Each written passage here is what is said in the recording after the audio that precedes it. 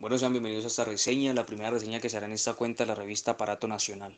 Antes de comenzar y para que no quede muy abrupto, me gustaría hacer como un breve prólogo a este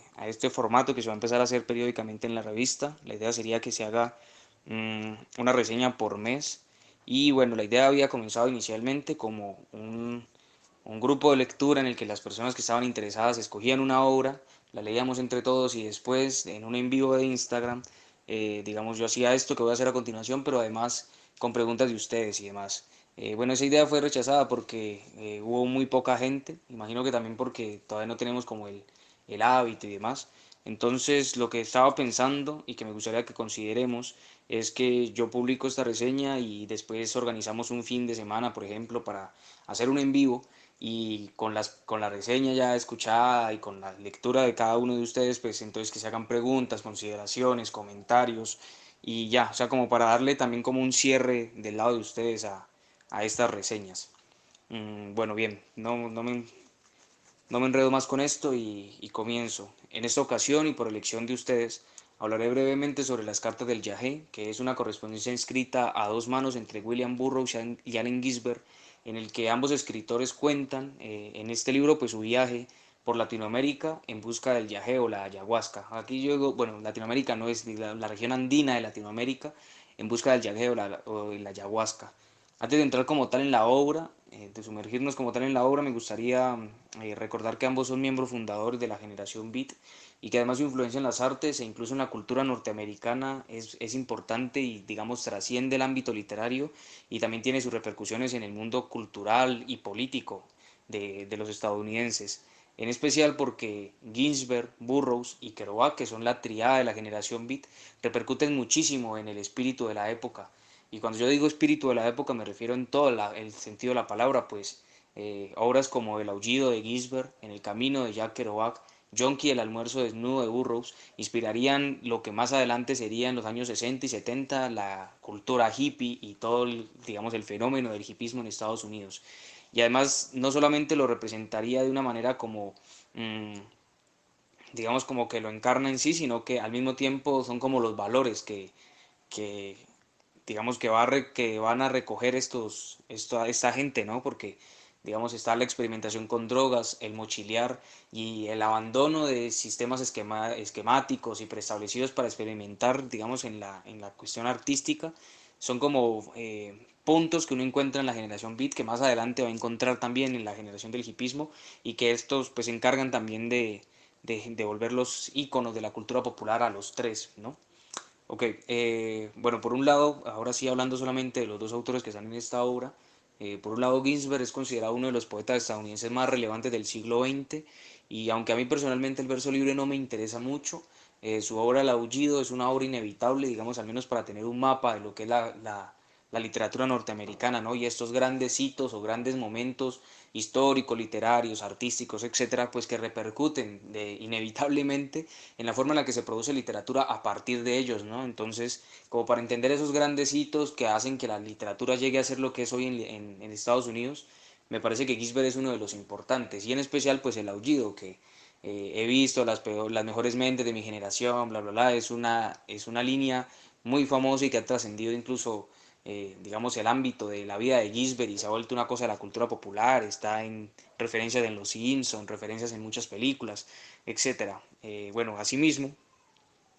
William Burroughs es de los dos autores de este libro el que me parece que tiene más talento, el que es mejor escritor y además también me parece que es el más rockstar, ¿no? Porque son muy famosas las fotos en las que Burroughs está con Kurt Cobain o con Jim Morrison. Incluso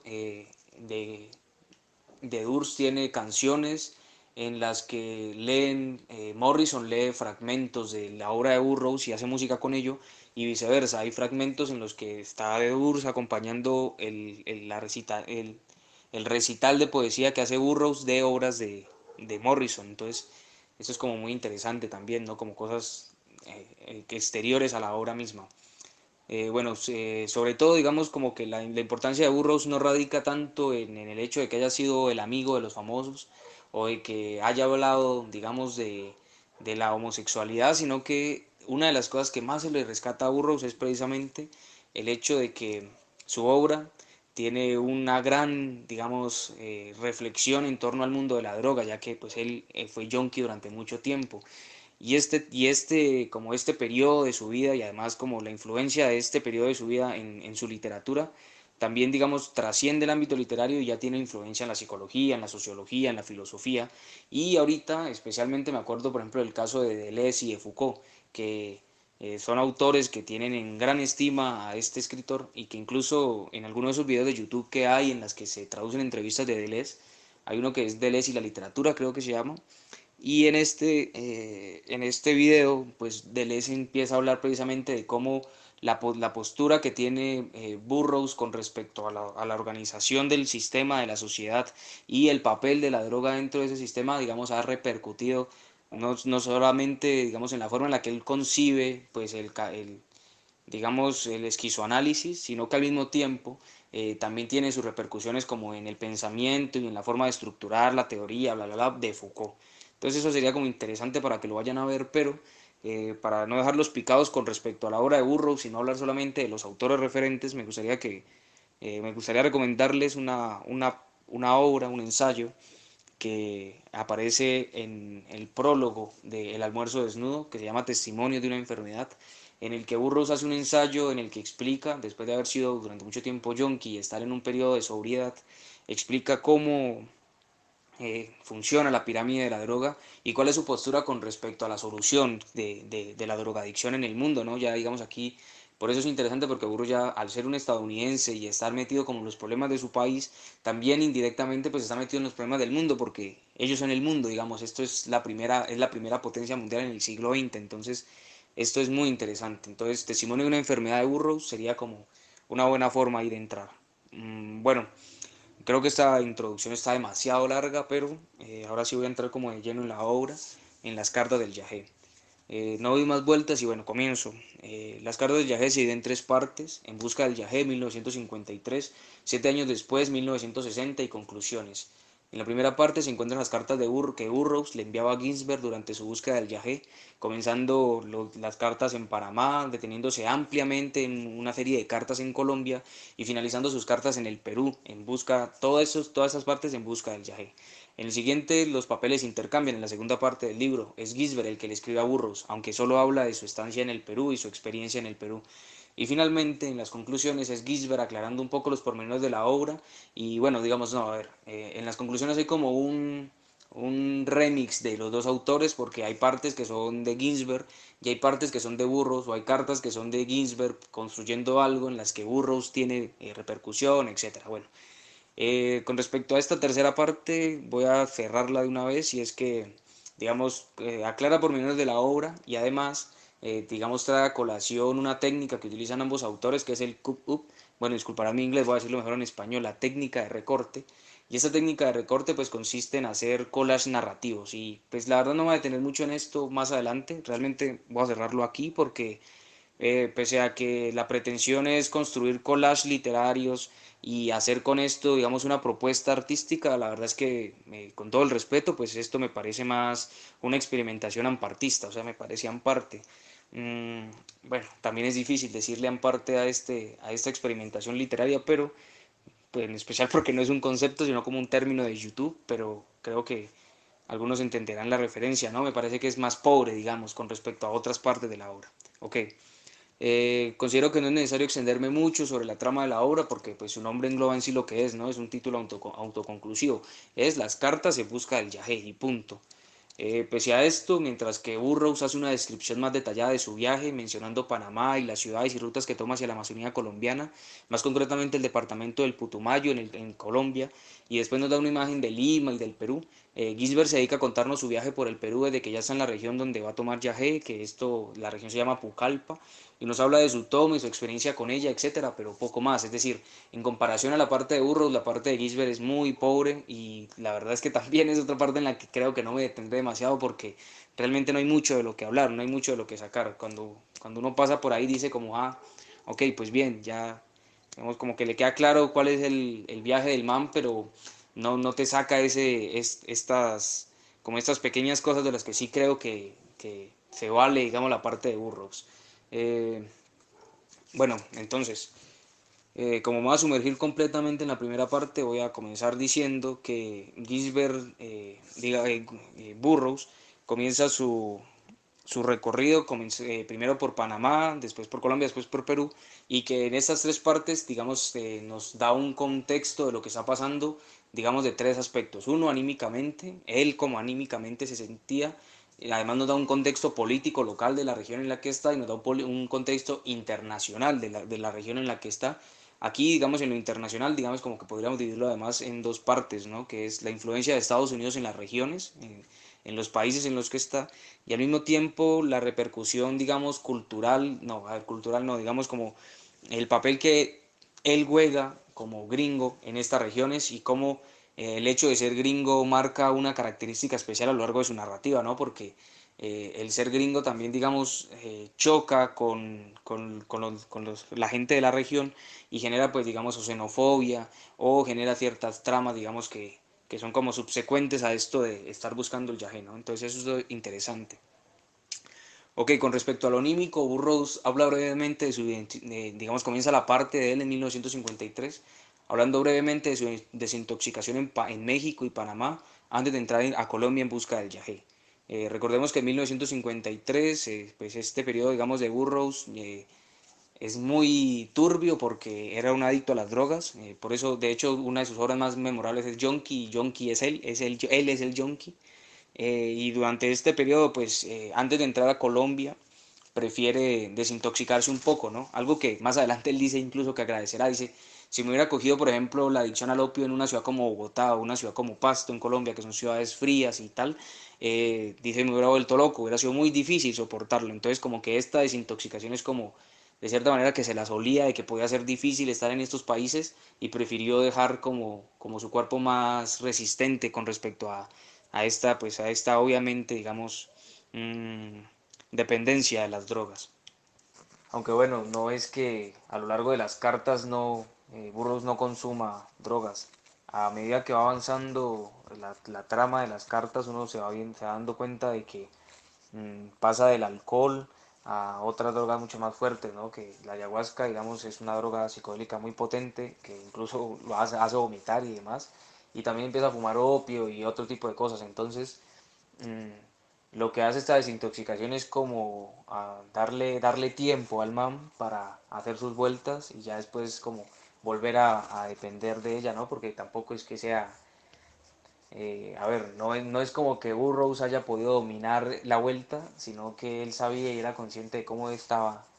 digamos, cuál era su estado, ¿no? Entonces, eso es interesante, por eso quería resaltarlo de anímico. Pero bueno, next. Ahora vamos a hablar de digamos, el factor internacional, la forma en la que el man nos habla del contexto internacional.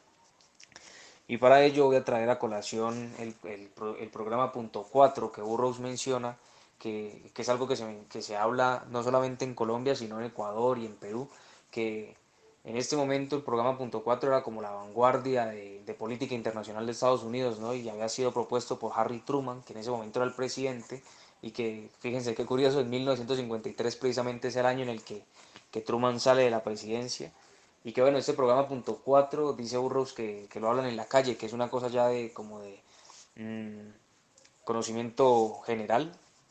y consiste básicamente pues en lo mismo que consiste en las políticas internacionales de Estados Unidos. Evitar el avance del comunismo e intentar hacer como un programa eh, digamos, como económico, que permita no solamente la dependencia económica, sino también, entre comillas, digamos, el avance de las regiones, ¿no? Para poder, digamos, llevarlo a un nivel de vida promedio en el que la gente no se rebele y que los que se rebelen sean dominables. Y bueno, esto que ya sabemos un poco como de la forma en la que opera Estados Unidos y que lo hace muy bien y que le duró un siglo. Entonces, bueno. Ok, entonces fíjense cómo Burroughs en 1953 ya nos habla de esto y nos da como esta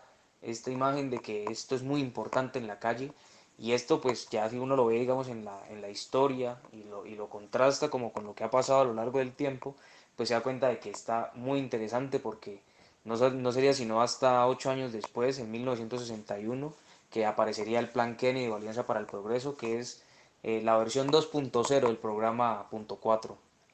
Digamos,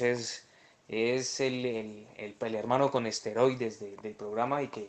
lo propone Kennedy y trata precisamente de lo mismo, evitar el avance del comunismo, establecer, digamos, una dependencia económica y al mismo tiempo llevar a la región a un nivel económico estable, sostenible, donde haya como un nivel de control pues aceptable, que se pueda vivir como regularmente. Entonces, bueno, esto con respecto a lo internacional, ¿no? Pero es importante notar cómo si bien el punto 4 que es un plan que ya está hablando de comunismo, porque esto es 1953 y a partir de 1945, pues ya comienza, digamos, la Guerra Fría, porque poco a poco los planes de invasión a la Unión Soviética o la expansión del comunismo empieza a rozar y en 1953 precisamente con esto el programa punto 4 pues ya lleva bastante, ¿no? Ya lleva bastante avanzado. Entonces, cuando llega Burroughs a Colombia, que es el país inmediatamente después, o sea, escribe la carta en Panamá y en la siguiente carta ya está en Colombia y a Colombia le dedica muchas cartas. Entonces, cuando ya está en Colombia y habla del programa punto 4, es interesante notar cómo, si bien ya esa es la dinámica internacional, la guerra de la Guerra Fría, es decir, capitalistas versus comunistas,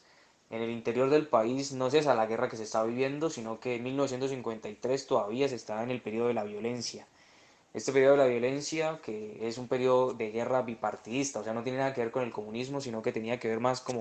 con una ideología política de dos partidos que incluso formaron la República. Y bueno, y que llamamos la violencia a un periodo que comienza de 1925 y que termina en 1958 con la creación del Frente Nacional y que durante este periodo tiene un punto de álgido muy fuerte que es el asesinato de Jorge Eliezer Gaitán en 1948, en el que, bueno, después de que matan a Jorge Eliezer Gaitán ya, digamos, el Estado pasa a ser absolutamente conservador, los liberales se van a hacer guerrillas y esas guerrillas estarían en la guerra bipartidista de la que estoy hablando, que es 1953 aún está, o sea, Burroughs viene a Colombia en medio de esta guerra bipartidista. Y bueno, esta guerra, pues efectivamente, o sea, sí, más adelante, solamente unos años después, acabaría, o sea, en 1958 se hace el Frente Nacional en Colombia. Y este Frente Nacional, pues el objetivo de este frente es que las élites de ambos partidos, conservadores y liberales, se vuelven a aliar y dicen como, bueno, no, o sea, somos maricas, pues, o sea, también peleándonos entre nosotros y los comunistas van a ganar terreno, porque claro, ya había empezado en las bases obreras, populares, etcétera, a expandirse el comunismo, incluso dentro de las filas de las guerrillas liberales había empezado a expandirse el comunismo, entonces las élites, los burgueses pues de ambos partidos se unen, hacen el Frente Nacional y ahí ya Colombia, digamos, entra en esta guerra fría que es la que ya se estaba peleando en 1953 en otras partes. Por ejemplo, en ese momento estamos en la guerra de Corea, por ejemplo, que ya es una guerra absolutamente capitalismo, comunismo, pero que en Colombia todavía no es capitalismo, comunismo y no bipartidismo todavía. Es ese bipartidismo, sí, del siglo XIX.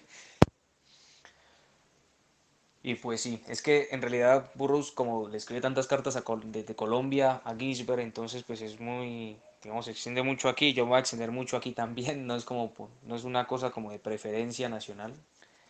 pero también otra cosa que habla sobre este bipartidismo nacional es el hecho de que si bien la Policía Nacional es, digamos, los perros guardianes del Partido Conservador, en realidad la mayoría del pueblo es liberal, así que así hayan letreros en los que se les pide a los campesinos, a la gente en los bares, etcétera, que entreguen a los guerrilleros del Partido Liberal, no los van a entregar porque en el fondo, digamos, esa es su militancia, ¿no? Entonces, esto ya otra vez viéndolo como en la historicidad, pues es interesante porque precisamente en el 58 lo que se busca con la alianza entre ambos partidos y el permitir que haya, digamos, una presidencia para uno y una presidencia para el otro, es generar este ambiente de democracia, volver a ganar público, gente de las bases populares, de la clase media, etcétera, que se volvieran tibios, digamos, de cierta manera, y con esto pues poder atacar al enemigo interno del comunismo con la cara de somos una democracia, ¿no? Que es lo que sostuvo, digamos, hasta la actualidad Colombia. O sea, Colombia es considerada una de las democracias más longevas de Latinoamérica. Ok, mm, aquí ya Burroughs hace otra cosa que lo voy a dejar como una de las últimas cosas de esta primera parte que me parecen resaltables y es el hecho de que Burroughs menciona el ferrocarril, el autoferro. Esto pues es una minucia y realmente no tendría ninguna, digamos, trascendencia o relevancia en otras latitudes, en otros países, pero en Colombia especialmente sí, porque el autoferro es un medio de transporte que en Colombia años después de la avenida de Burros pues es reemplazado por carreteras. Colombia se deja como de Estados Unidos, hacen carreteras y cambian todo su autoferro por buses. Entonces es como un pequeño,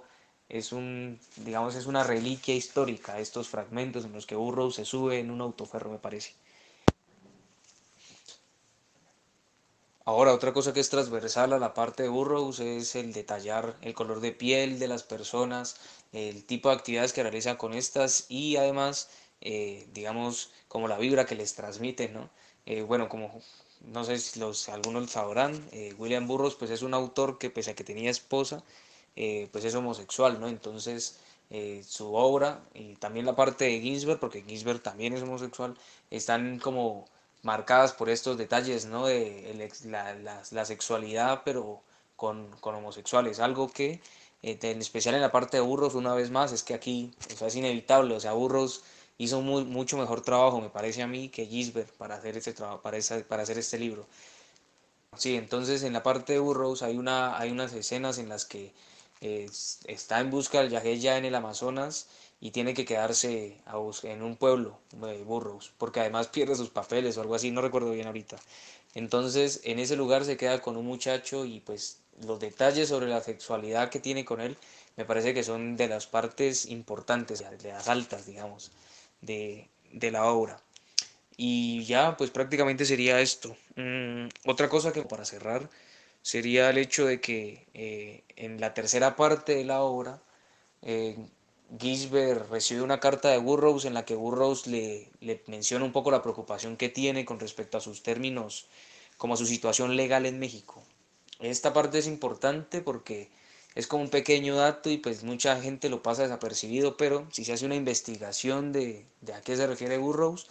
entonces vamos a encontrarnos con que se está refiriendo a que en 1951, o sea, 2 años antes de hacer este viaje, de hecho, lo que pasa en 1951 motiva este viaje y es algo que él no nos dice en la primera parte, digamos, cuando está hablando en Panamá de la desintoxicación y tal. Entonces no nos dice nada de esto, pero más adelante sí lo menciona en la tercera, y es precisamente que en 1951 William Burroughs va preso en México porque, digamos, en uno de estos viajes que hace con la mujer que en ese momento era su esposa, que se llama Joan Adam Burroughs, pues hace un viaje a México en el que pues estos dos están evidentemente en un viaje de drogas y en un día el man se levanta, bueno, y le pone un objeto en la cabeza a la mujer. O sea, no se sabe muy bien si fue ella la que se lo puso o tal, pues hay una versión de Burroughs que aparece en uno de sus libros, en el prólogo de Queer, pero entonces si quieren irlo a ver, pero entonces el caso es que bueno, que Burroughs intenta imitar a Guillermo Tell, que es un personaje muy famoso realmente de la cultura popular, porque es este personaje que le dispara a un objeto sobre la cabeza de alguien y le pega. Entonces Burroughs pues intenta hacer lo mismo, pero como está, pues no se sabe, o sea, eh, está pues ahí, digamos, como enguayabado de la droga, dispara y le pega en la cabeza. Y bueno, eso queda retratado en este libro, digamos, como con un pequeño guiño, queda retratado en el prólogo de Queer y además en la película del almuerzo desnudo y en los libros del almuerzo desnudo también se habla un poco de esto, ¿no? Del hecho eh, de que Burroughs pues mata a su mujer. De hecho en el almuerzo desnudo la película hay una escena en la que Burroughs lo hace, o sea, tal cual el man saca el arma, la vieja le dice, hey baby, no sé qué tal, y se pone un objeto en la cabeza y el man, pum, le pega y pum, la mata y el man se va. O sea, son esas cosas que, bueno, ahí los dejo como para que vayan a verlas después de que se acabe esta reseña. Ya, esto sería como lo que tengo para decir, no sería más. Este es el canal de YouTube ahora, entonces suscríbanse y nada, ya, todo bien.